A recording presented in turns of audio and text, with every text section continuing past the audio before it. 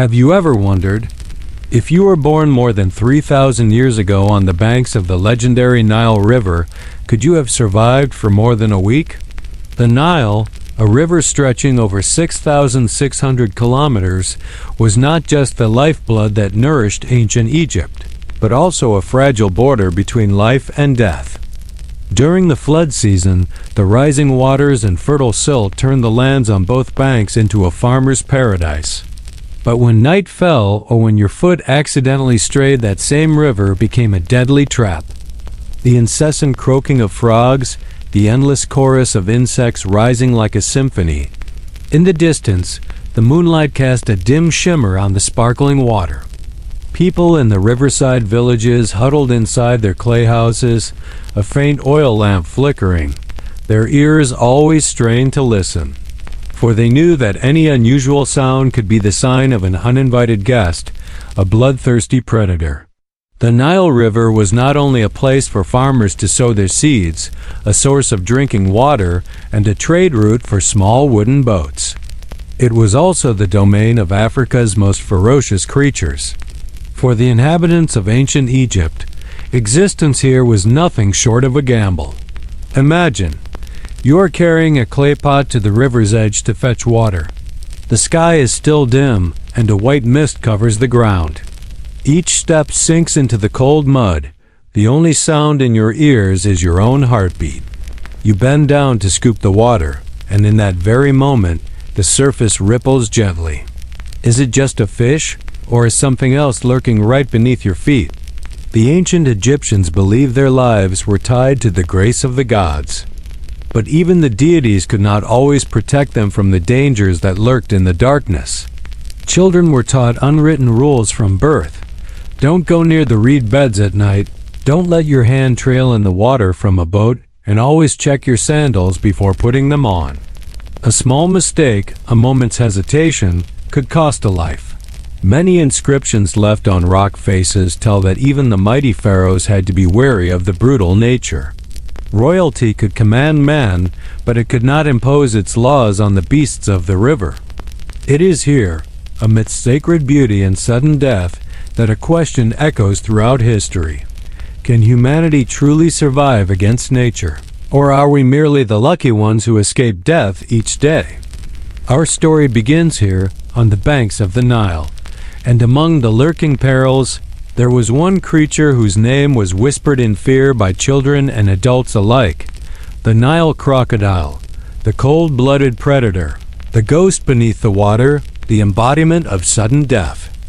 The Nile crocodile, monster of the river, tried to imagine a peaceful morning on the banks of the Nile. The early sun casts a golden glow, children run barefoot on the sand, and herds of cattle amble down to drink. No one knows that just beneath the seemingly gentle water, a massive shadow is drifting silently. Not a sound, not a ripple. That is the Nile crocodile, a giant reptile up to 6 meters long, weighing more than half a ton, possessing a jaw of sharp teeth that can crush bone in a single snap. If the great white shark is called the terror of the ocean, then the Nile crocodile is the executioner of Africa's waters. The ghost beneath the water. Unlike noisy predators, the Nile crocodile has mastered the art of patience. It can lie motionless for hours, half submerged in the murky water, revealing only its glaring yellow eyes and narrow nostrils above the surface. To an unfortunate soul approaching, it looks like just a few pieces of driftwood. But it takes only a second of carelessness as the victim reaches down to scoop water or bends to wash their face. Boom! The water explodes.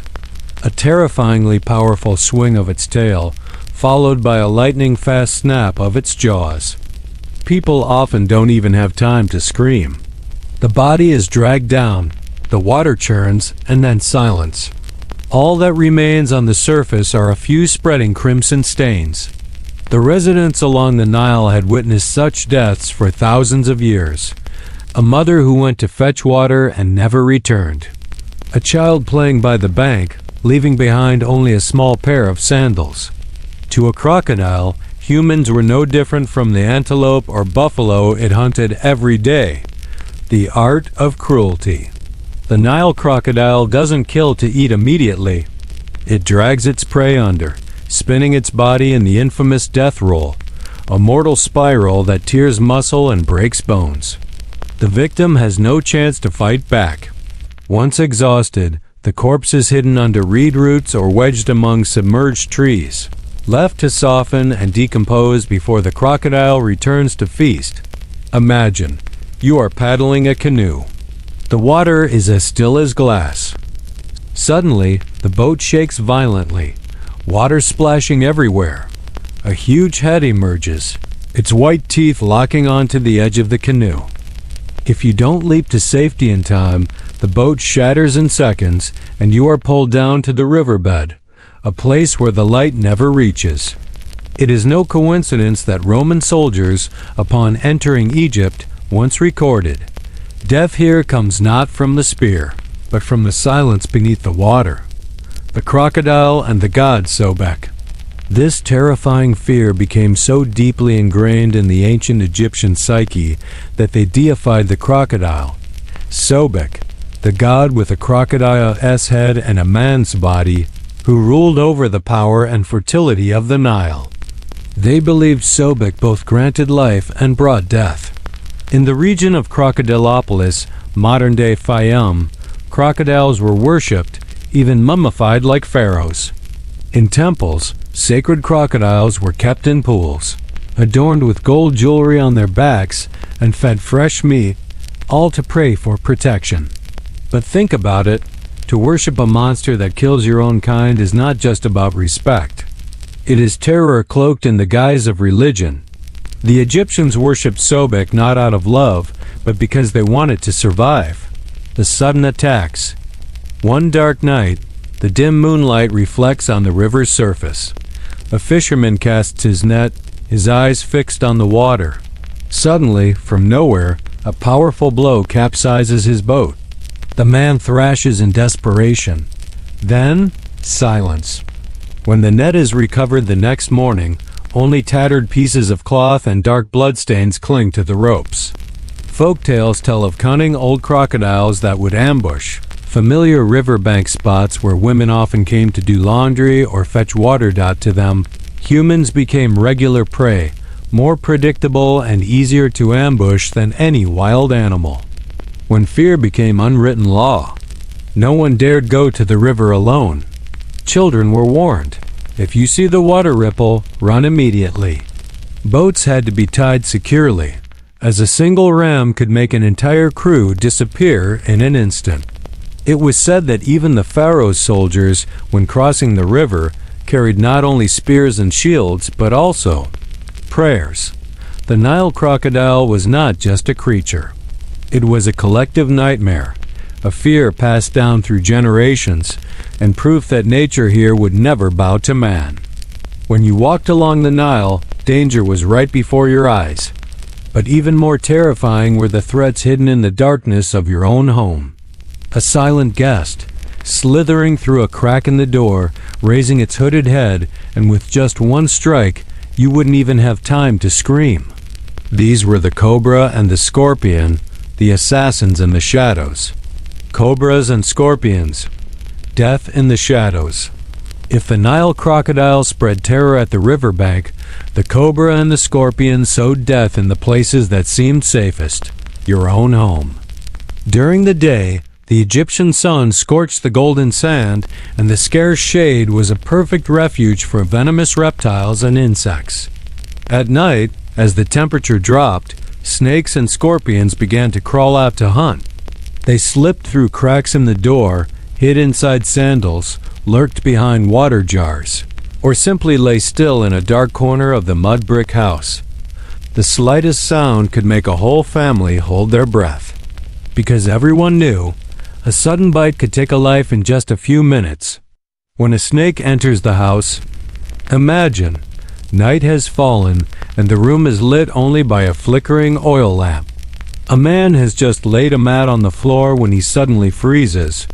A long, slithering shadow moves slowly before him.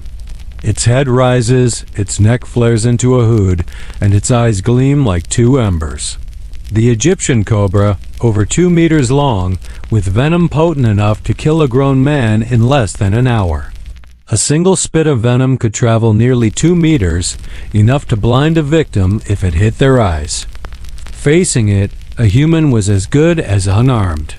The man could only throw the mat and pull his wife and children against the wall. A sharp hiss filled the air, like a warning from death itself. Not everyone was so lucky. Children were the most frequent victims. Their curiosity led them to reach into dark places or step on something they couldn't see clearly. And once the fangs sank into the skin, everything happened quickly. Intense pain, unstoppable bleeding, gradual paralysis. Then silence. Jump scares of everyday life. The ancient Egyptians had a mandatory habit. Always check your sandals before putting them on in the morning. In countless cases, a scorpion or even a young snake had hidden inside, waiting for the moment a foot slid in. Can you picture it? A young man is rushing out to the fields. He slips his foot into his sandal, feeling something soft, cold, and slippery squirming beneath his sole. A scream rings out, but it's too late. He collapses, convulsing in pain, as his wife watches, her eyes blurring with tears. Death from these creatures came so silently. No roars, no chases. Just one moment of carelessness, and death was right in front of you. The scorpion, the killer in the dark.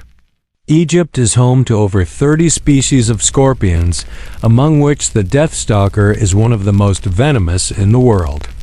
Its venom can cause heart failure in just a few hours. They often hid under rocks and wall crevices or crawled into houses to escape the heat. In the summer, villagers would recount nights of terror. Someone sleeping soundly would suddenly jolt awake, clutching a foot that burned as if on fire. When an oil lamp was lit, a tiny scorpion would have already vanished into a crack, leaving behind a body writhing in pain, gasping for breath. The most terrifying thing was their size.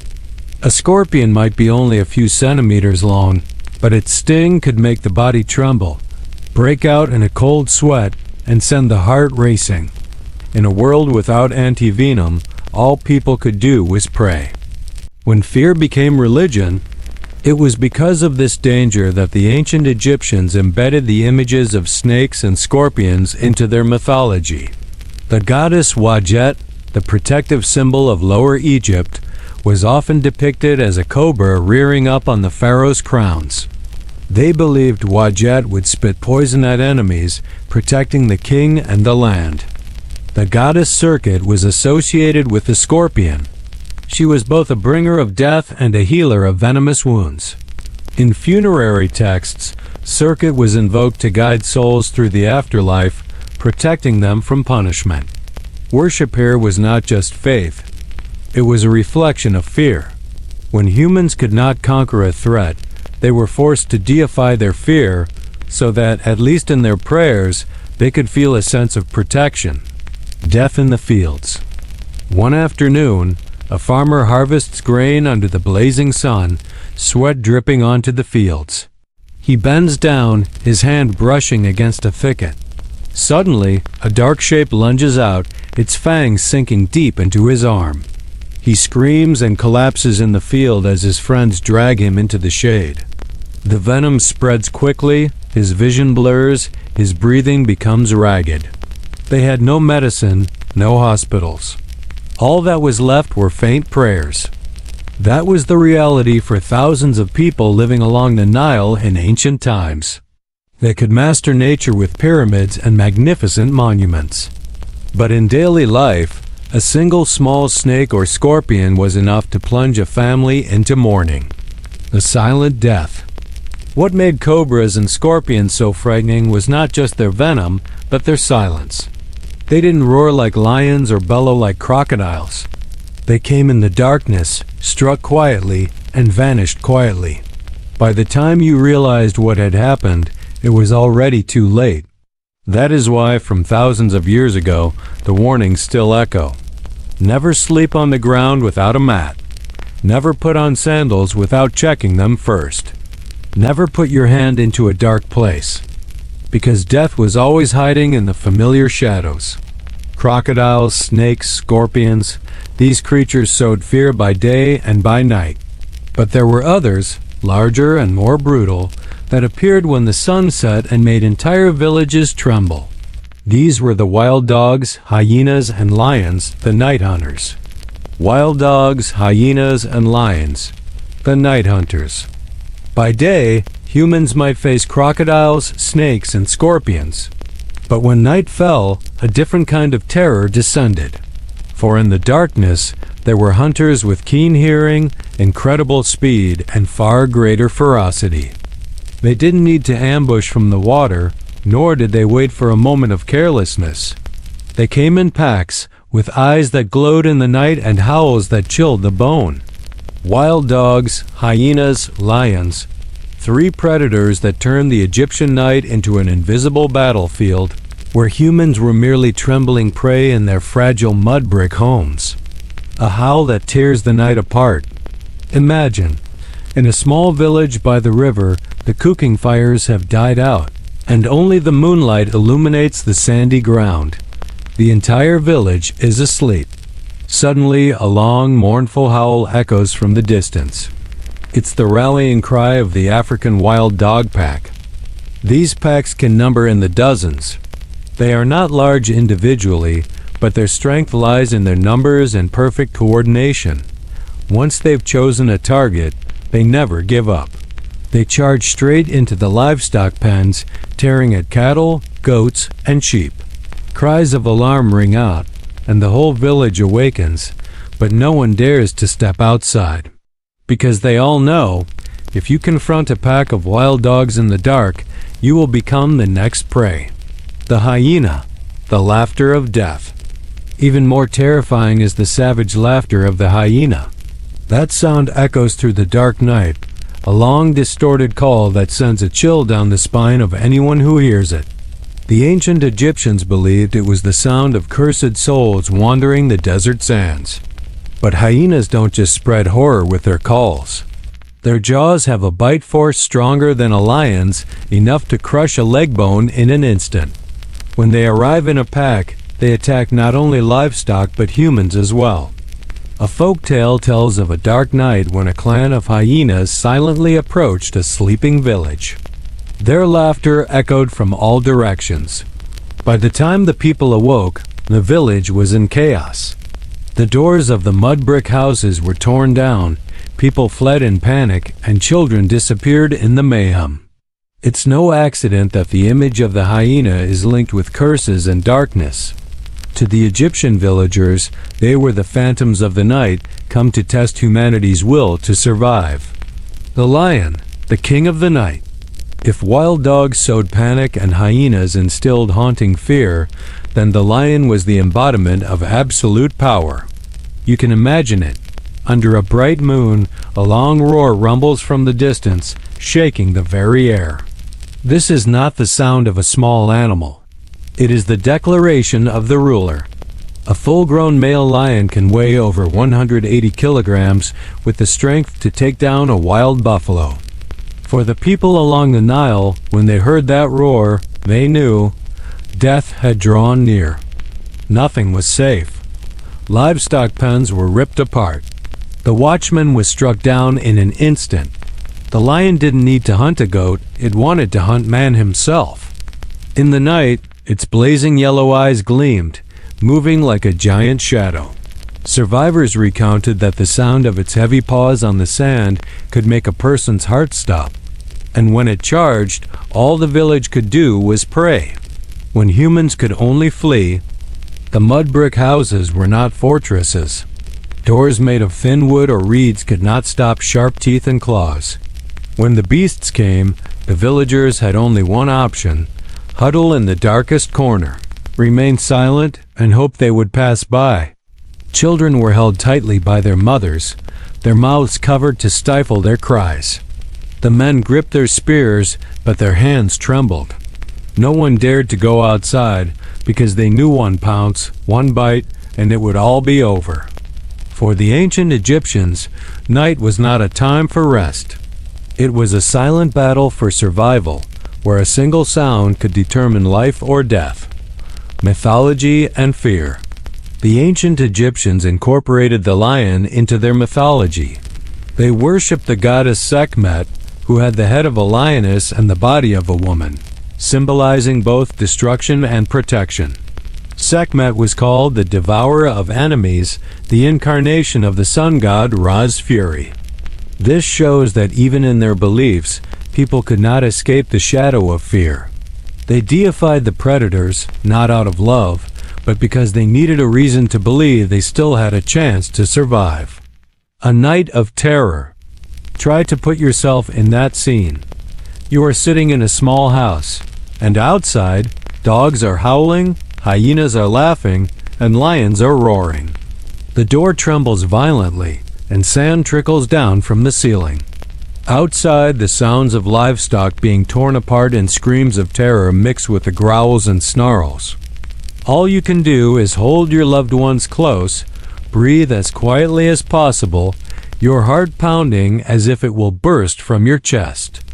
Every sense is on high alert, waiting to see if the shadow of death will burst through your door or simply pass by. That night feels endless, and when dawn breaks, the scene left behind is one of scattered livestock carcasses, dark bloodstains on the sand, and the exhausted eyes of the survivors.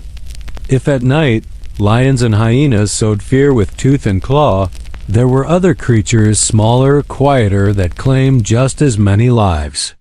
They didn't roar, they didn't growl, they didn't attack with fury. They came from the very things humans disregarded the most, the unsuspected but deadly creatures.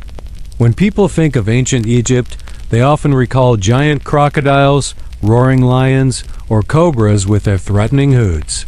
But the terrifying truth is this: the most silent killer was not a fearsome beast at all. They were small, silent, and often overlooked until it was too late. These creatures could enter homes, cling to skin, and thrive in the water. And from them, death spread, slowly but unstoppably. The mosquito, bearer of death on wings. Do you know which animal has claimed the most lives in human history? Not the shark, not the snake, but the mosquito. Along the Nile, during the rainy season, swamps and stagnant pools became a breeding paradise for mosquitoes. At night, as people slept, mosquitoes slipped into every home, buzzing by their ears before inserting their proboscis deep into their skin. The ancient Egyptians had no idea that these insects carried the malaria parasite in their blood. Just a few days after being bitten, a person would begin to suffer from high fevers, chills, and violent shaking. With no medicine and no medical understanding, the fever would persist, leaving the victim depleted and dead. Records show that even the nobility and pharaohs were not immune to this nightmare. The sudden fevers, the inexplicable deaths all stemmed from this tiny creature buzzing in the darkness. What was terrifying was that people could not avoid mosquitoes. They were everywhere, in the house, in the fields, along the river. Every night, thousands of tiny bites sowed a creeping suffering. And in silence, life after life was taken, with no roar, no hiss, just a familiar, incessant buzzing. The electric fish, the shock beneath the water. If you think the only danger in the Nile came from crocodiles, wait until you encounter the electric fish, a species capable of delivering a powerful electric shock. The ancient Egyptians called it the curse of the water. On the outside, it resembled a long, seemingly harmless eel. But a single unexpected touch could send your body into convulsions. The electric fish can generate a current of up to 600 volts, enough to knock a grown man unconscious and cause him to drown instantly. Imagine, you are wading into the water to wash, and suddenly your entire body is paralyzed, your heart races, and your lungs seize up. You try to struggle but cannot move, and in a flash you are swallowed by the river. The Egyptians believed the electric fish was sent by the god Sobek to punish anyone who dared to disrespect the sacred river. They were so afraid that many regions forbade the catching of this fish, viewing it as a divine messenger. The stingray, death beneath the sand. It wasn't just the electric fish. The Nile's depths held another hidden threat, the stingray. Unlike the visible crocodile, the stingray often buries itself under the sand, leaving only its eyes exposed. A person wading through the river who accidentally stepped on one would immediately be pierced by the venomous barb on its tail. The toxin would spread, causing excruciating pain, infection, swelling, and potentially death. Ancient Egyptians told stories of sudden deaths caused by a single misstep in the water. Pain, convulsions, then exhaustion. To them, the stingray was the ghost of the river, silent, hidden, but ready to punish anyone who trespassed on its territory. Bees, fire ants, and the collective assassins. Not only in the water, but on land as well, ancient Egyptians faced creatures that were small yet terrifying. Records describe wild bee swarms attacking entire merchant caravans. When a hive was disturbed, thousands of bees would swarm out, stinging relentlessly. For those with allergies, a single sting could cause the throat to swell, leading to suffocation and death. For others, a few dozen stings were enough to be fatal. And then there were fire ants, tiny, but their bites caused a burning pain, swelling, and even blood infections. In an age without modern medicine, these small wounds could become a death sentence. Death comes from the unexpected. What made these creatures so frightening was human complacency. No one feared a mosquito until malaria killed their entire family. No one was wary of an eel-like fish until an electric shock sent them to the bottom of the river. No one thought anything was hiding in the sand until a venomous barb pierced their foot. Death didn't just come from claws and fangs. It also came from the smallest, most unexpected, and most silent of things. And it was that element of surprise that sowed true terror.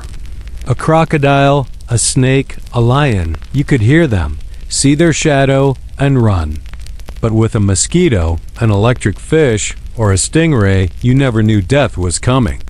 And that is precisely why, living in ancient Egypt, every single day was a gamble with fate. Conclusion. Yet, despite all these dangers, the inhabitants of the Nile survived and built a magnificent civilization. What enabled them to do it? And are we, today, truly safe from nature? Throughout this journey with the ancient Egyptians, we have seen a cold, hard truth. The nature of the Nile Valley not only bestowed life, but also sowed death with every breath. Giant crocodiles lurked beneath the water, turning a person into prey with a single snap. Cobras and scorpions, uninvited guests, could slip into a house, hide in a sandal, and appear suddenly like phantoms. At night, packs of wild dogs, hyenas, or even lions prowled outside the villages, making every sound in the darkness send a chill down the spine. But most frightening of all were the small, unsuspected creatures. Mosquitoes spreading malaria, electric fish delivering lethal shocks in the river, and venomous stingrays hiding in the sand. They did not roar, they did not attack with ferocity, but were silent and sudden, making death itself invisible. And so, on the banks of the Nile, life was nothing less than a gamble. Every trip to the water's edge, every step on the sand, every night falling asleep could have been the last. Yet, amidst myriad dangers, the ancient Egyptians did not fall. They learned to listen to nature, to master their fear, and to find a balance. It was from this most perilous of places that they created one of the most brilliant civilizations in human history. This makes us wonder. Perhaps humanity survives not because we are stronger than nature, but because we know how to accept it and learn to live with it. Today, when we look at the Nile, we see tourist boats gliding on its surface and the glittering lights of cities reflected in its waters. And yet, somewhere in the reed beds, crocodiles still lie in silent ambush. In the dark of night, scorpions still crawl from between the rocks. And the mosquito history's most silent killer continues to spread disease in many parts of the world. Perhaps the real question is not, could you have survived in ancient Egypt? But rather, today, if you were to face the harsh nature that our ancestors once did, are you sure you would survive? Because it may be that, amidst our modern world of convenience, we have forgotten an ancient truth. Nature has never truly been tamed by humankind. But is that really the whole story, or are there still deadly secrets yet to be revealed, hiding somewhere on the banks of the Nile?